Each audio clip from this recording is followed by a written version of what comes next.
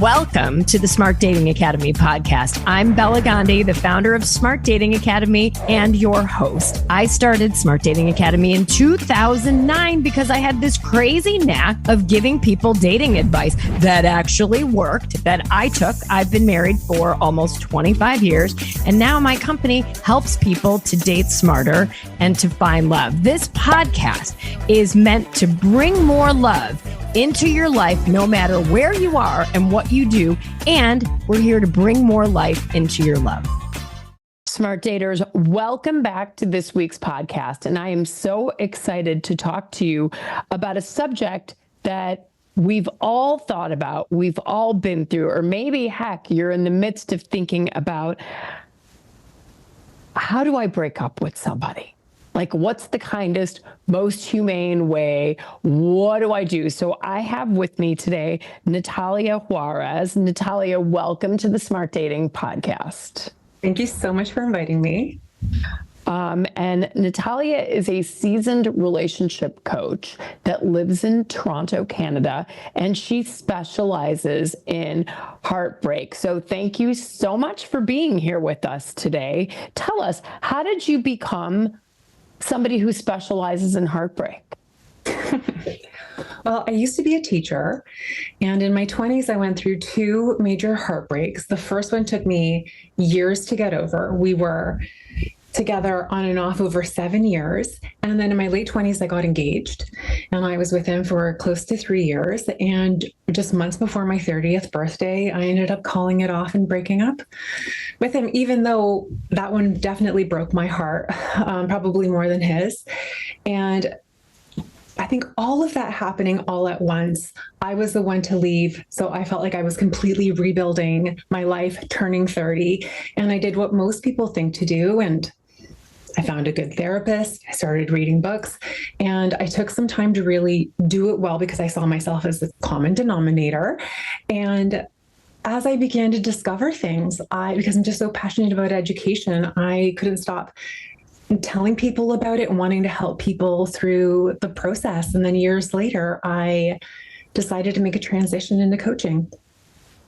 That's amazing. And so now you work with people through the tunnel of fire, as I call it. Yes. And I have such a heart for people going through some of the hardest parts of relationships, which is all of the heartache. And I sometimes call it the shadow side of love. I am very comfortable just being with people through some of their darkest moments. I love that. Well, let's talk about pre-breakup. Okay. And today, guys, to distinguish, we're not necessarily talking about divorce, because I think to some extent there's financial, legal, and other things that are to be considered. So what we're talking about today is somebody that you are not legally married to. Is that right? Yes, some aspects may apply, but yes, there's much more complexity in those situations. So we can focus, I would say this would apply, yes, to anyone who's not married or maybe been with someone for up to maybe in and around 8 to 10 years.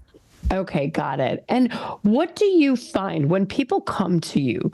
Do they want to know, should I break up? And do they paint their scenarios to you? And kind of like, hey, Natalia, do I stay or do I go? Like, what happens pre-breakup? And how do we make that decision? And what are the main reasons people want to break up? So I know I just asked you 5 questions all at once, so I'll stop now.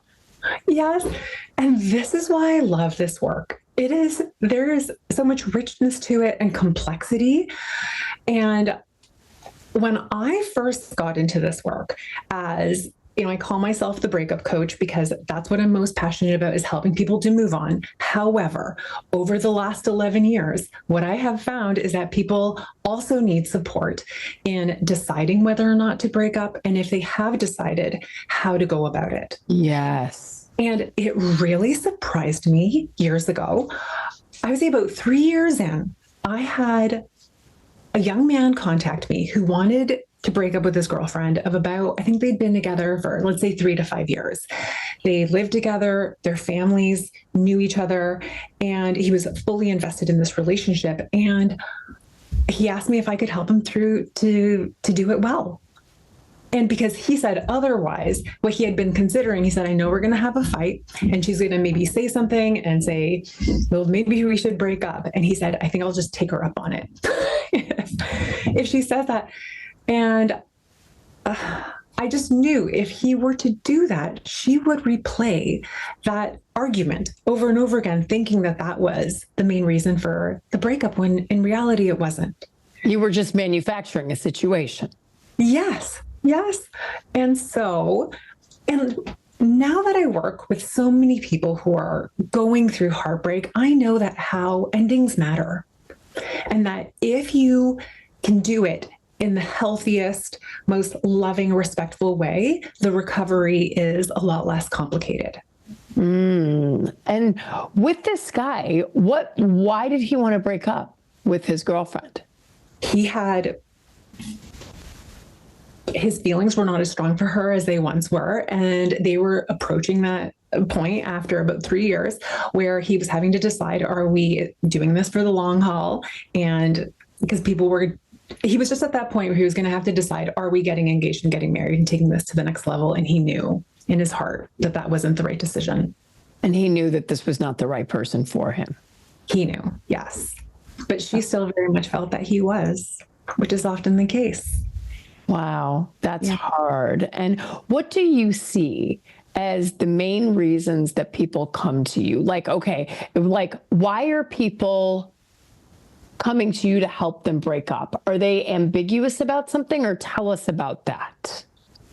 Yes, that is a large percentage of the people who seek me out. It's what I now call the discernment process. That's how I tend to think of it, of helping people to decipher the main reason. There may be a number of different reasons, but what is the core reason that you could present to your partner and that you'll lean on? And in some cases, there is just that connection isn't as strong. In some cases, the people feel like we're just not communicating well, we're not as compatible. Or sometimes it's circumstantial, and sometimes it's a gut feeling. Yeah. Have you ever said to someone, I don't think you should break up, I think this is a you problem? Yes.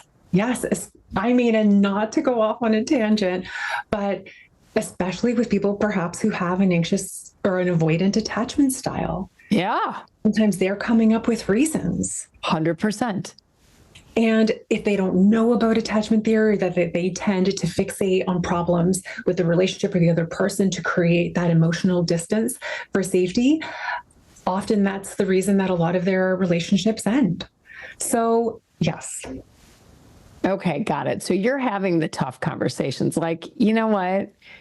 You can break up, but you're going to do this again and again and again. Exactly. And perhaps by that point, they're so checked out that maybe they're going to have to start with someone else.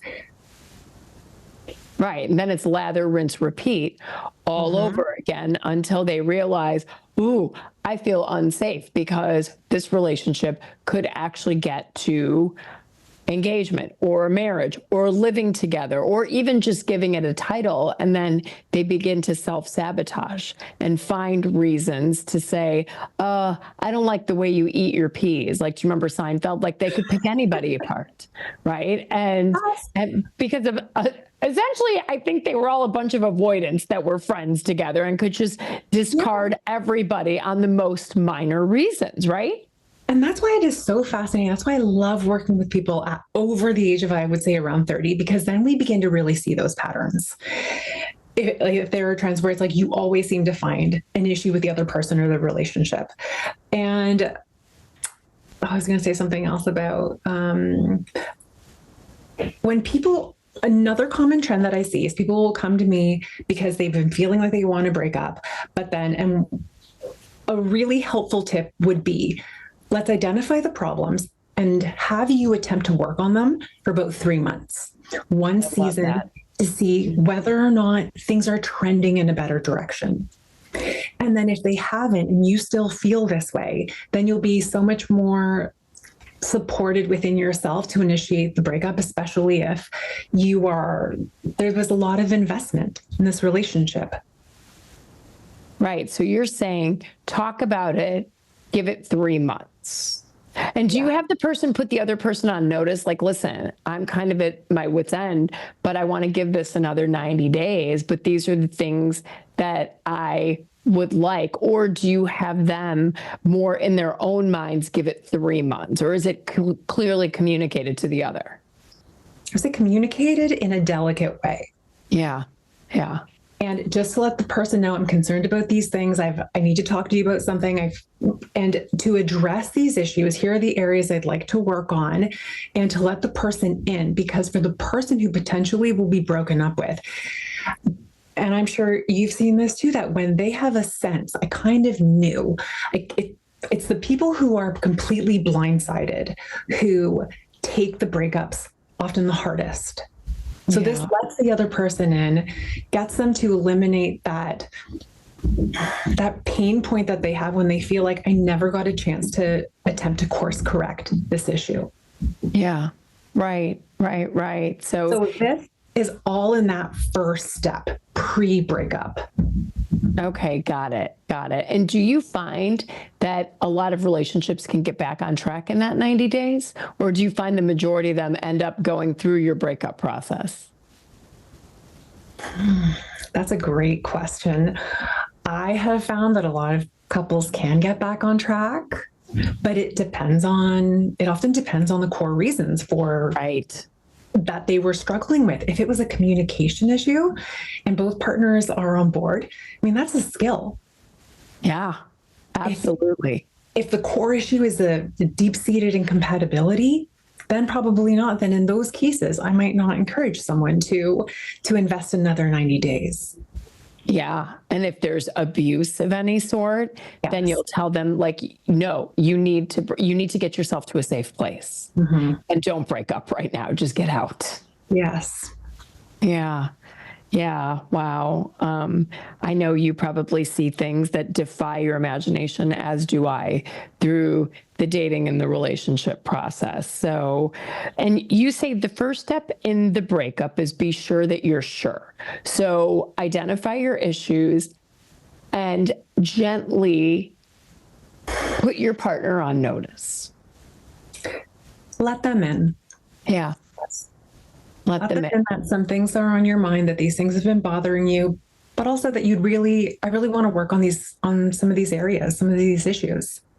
I'd like us to read this book. I'd like us to have weekly check-ins, things like that.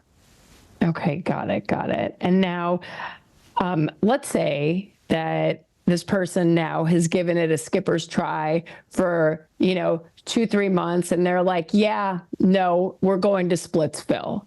What do we do now? And they're scared. Okay. And they come to you to do it in the nicest way possible. Yes.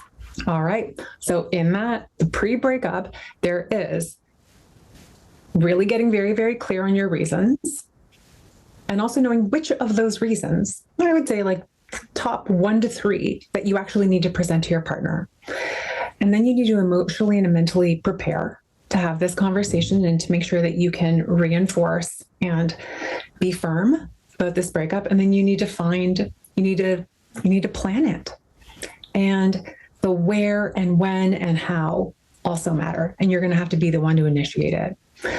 For a common time if people have, I would say, a regular work schedule, can be Friday early evening is often a great time. Okay. This would be because it would be early enough in the evening that if they needed to get support, they could afterwards, and they could have the weekend to process the pain, the shock of it all. And if they had to take a personal day on the Monday, they possibly could. kind of like how one has to fire people at work, the humane thing. It's like, do it on Friday at the end of the day so the person can go home and have a break. Yes. Yes. You're kind of building that in. And then, so that's when, and there often isn't a great time, but I would say definitely not before any major event. Yeah. But there always is always going to be someone's birthday or some sort of event, but as long as it's not a major life event. Yeah, absolutely. And with breakups, okay, there's online dating and there's texting, there's calling, there's video, there's in person. Do you have a rule of thumb? Like, when is it okay to do it via written communication or a call or in person? Like, what are your thoughts around that? It would, face to face, of course, is most often preferred. If it was a long-term relationship, if you were exclusive, if you were boyfriend, girlfriend, obviously living together. But sometimes if you're dating or even those early stages of dating, it might be not unnecessary. Right. Yes. Right. Yes. Yeah. It's okay.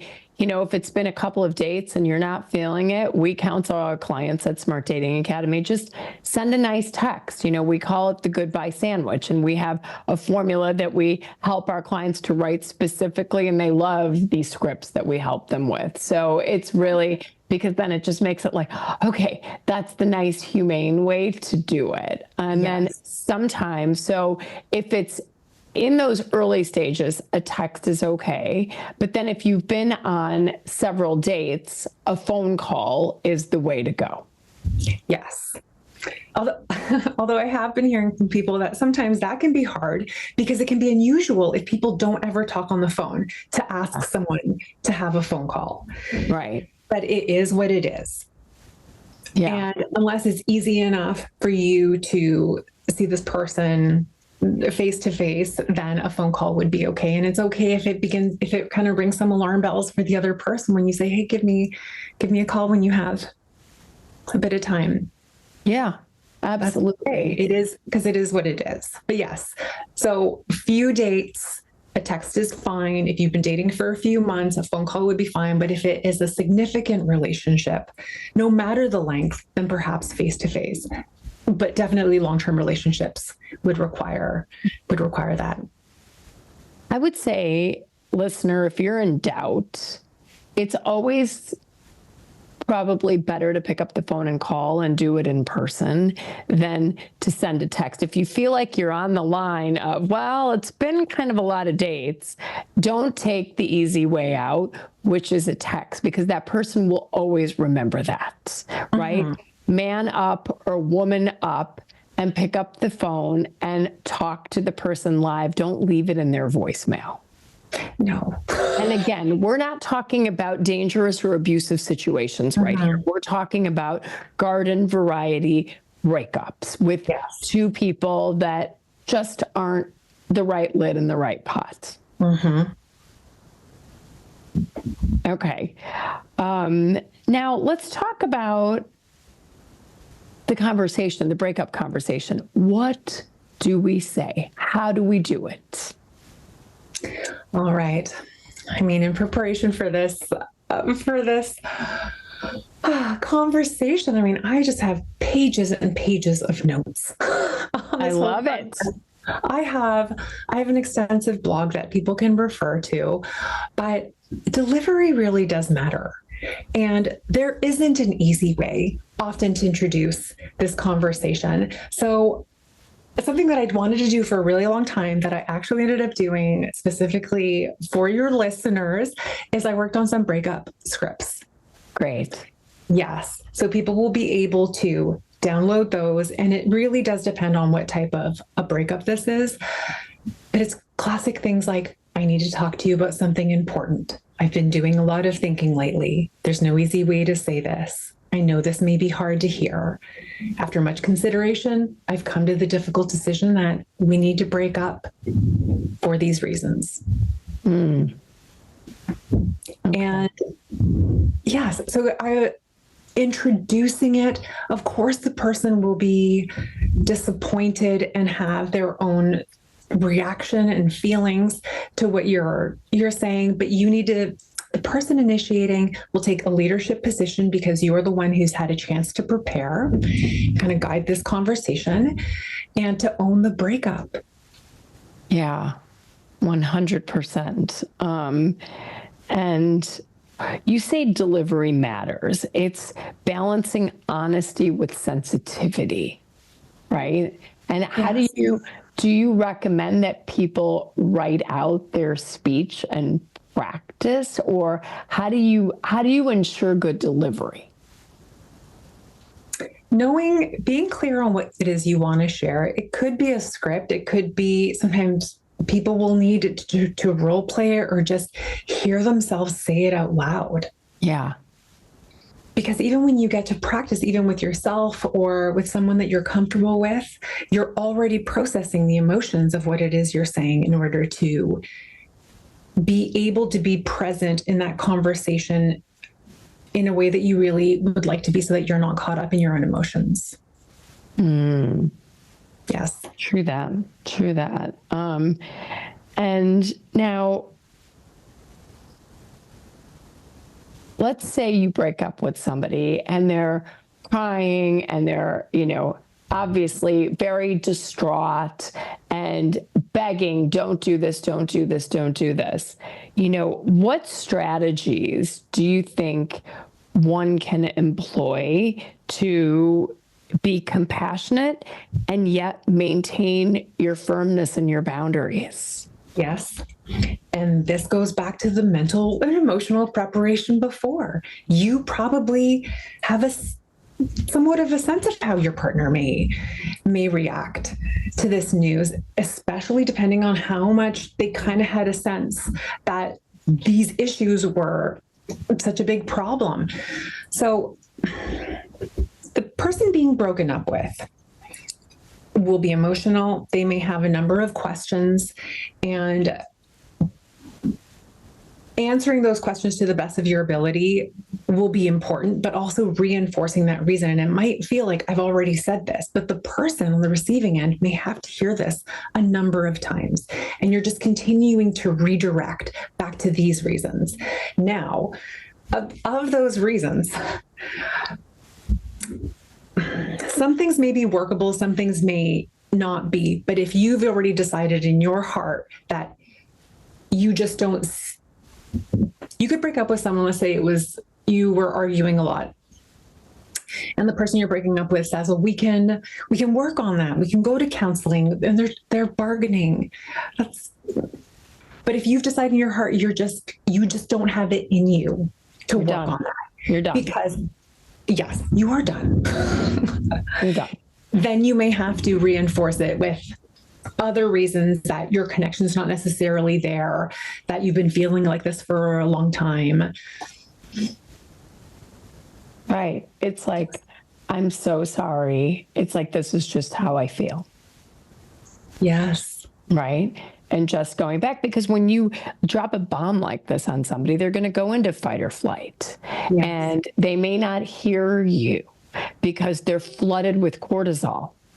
Yes. They're flooded with adrenaline, right? And so having those messages that you can continue to broken record and come back to and redirect to is really what you want to do, and you might want to practice. I am that person that when I've had to leave difficult voicemails or, even just important voicemails, or thinking I might not get this person on the phone if I will write it out word for word, and I will practice, and I will practice again and practice. And then by the time, if I have to go into the voicemail, then I'll say it in a way that I feel like is my best self. Right. But it really, you have to know yourself and do what's going to make you most comfortable in this process. Now, do you recommend that people do this in a home?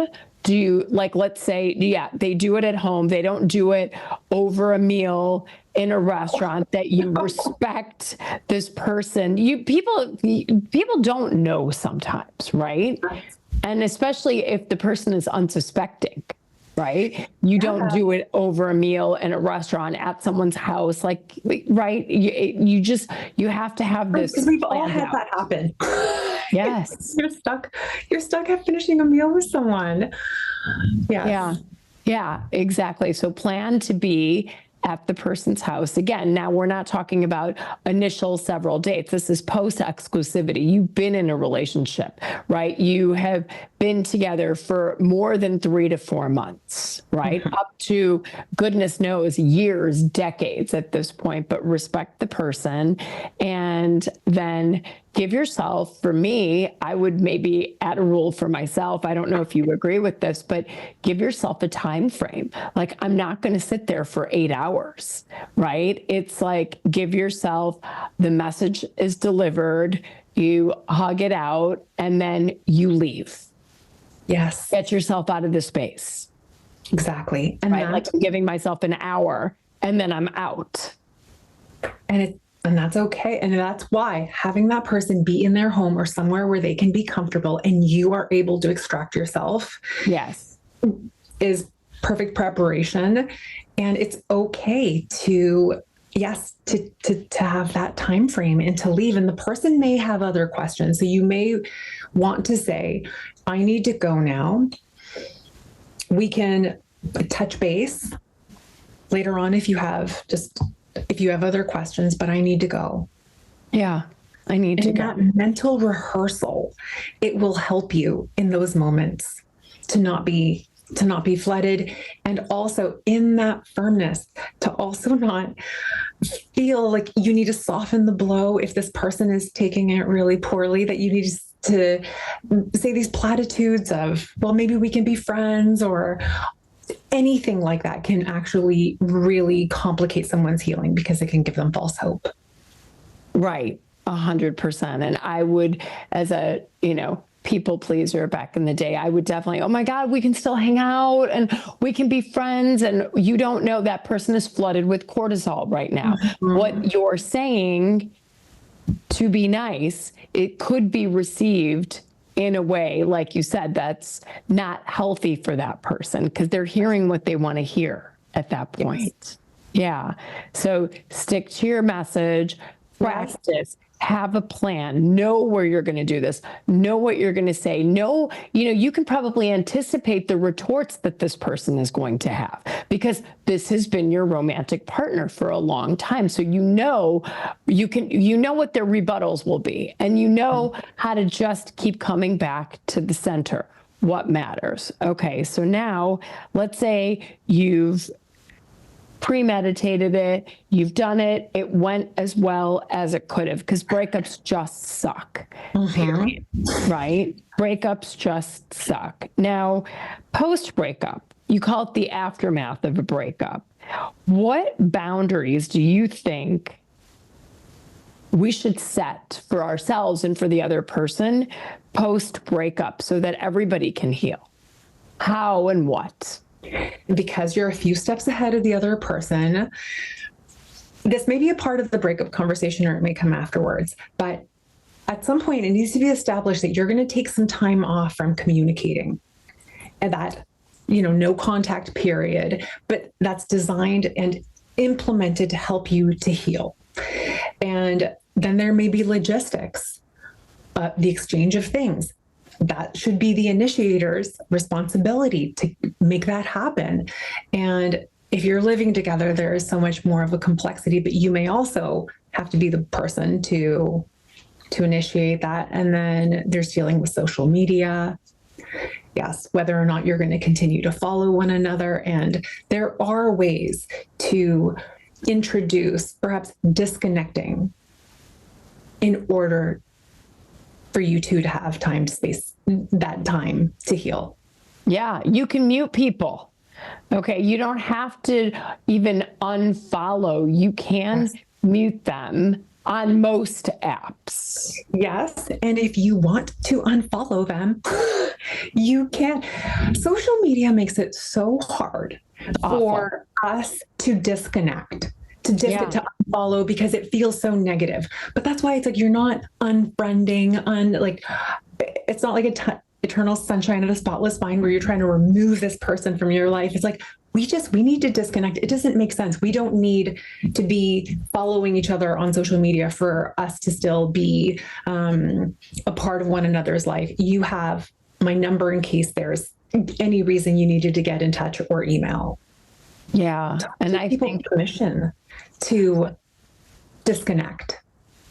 And I think especially if you are maybe Gen Z or millennial, where social media and following and unfollowing, and it's things that people track so closely, whereas Gen X and older and doesn't care. It's like, I wouldn't even know if you unfriended me or unfollowed me, but I know the way my kids, they know who's unfollowed them on a daily basis because they have these apps that monitor. So instead, just be upfront about it. They're awful. Awful. I've told the story on this podcast before. My kids are like, oh, you can see who's unfollowed you. Here, I'm going to put this app on your phone. And do you think I looked at it every day? I did. And it started to bring me down. Mm-hmm. I'm like, why did that person unfollow me? Did I say something? And then it's weird. If you see that person, I was like, ignorance is bliss. I don't want to know. Go unfollow me, but I don't want to know. It's like, have a party and don't invite me, but then don't put it on social media for me to see. Mm-hmm.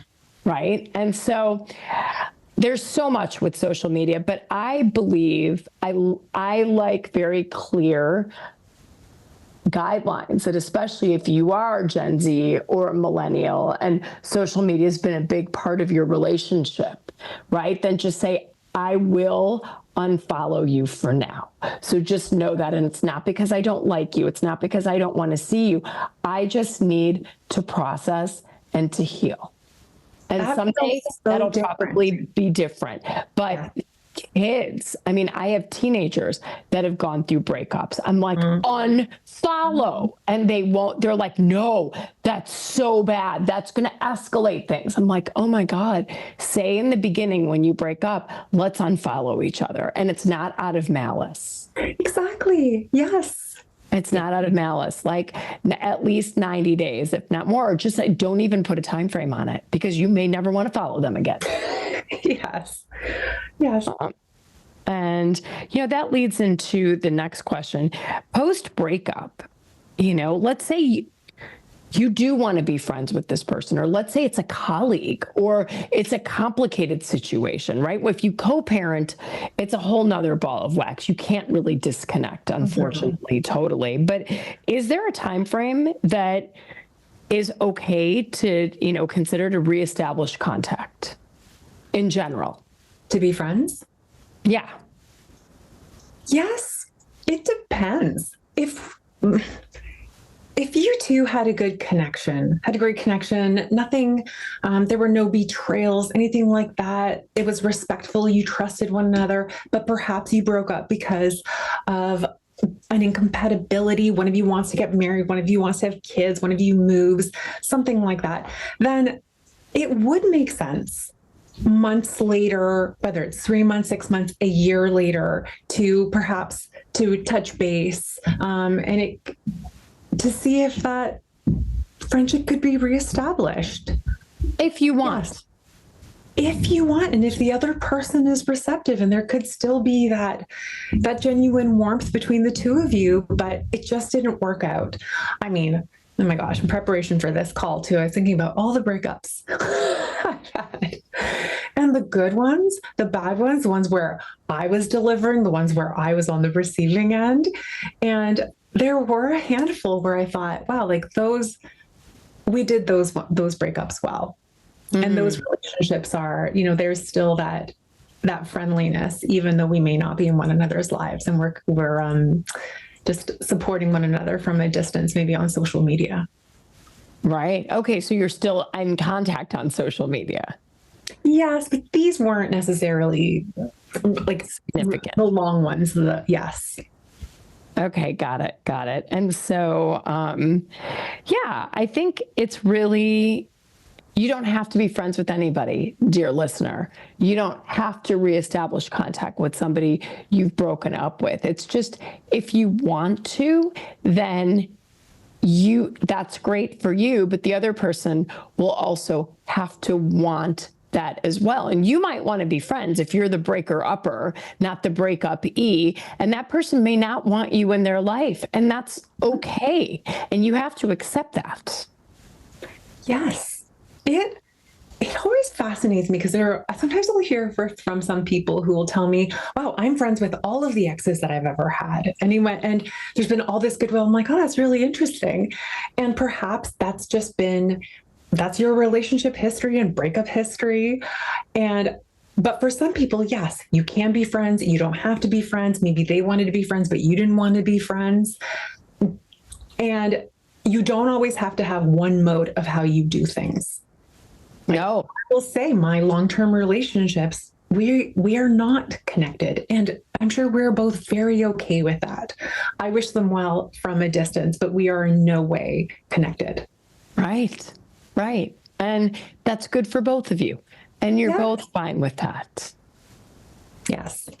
Right. I mean, at Smart Dating Academy, when we get people back out there, I'm like, just delete and block your exes. And especially ones that are narcissistic, they somehow know that you've healed and you're getting back out there, and they show up like vultures. Wow. Ready. And I'm like, be prepared once you start our process. If there are those kinds of people in your past, don't be surprised that you hear from them. And they do. I'm like, delete and block. Get rid of them. We don't need any bad energy in a path of new good energy. Mm-hmm. Yes, make a little ritual of it because it's so empowering.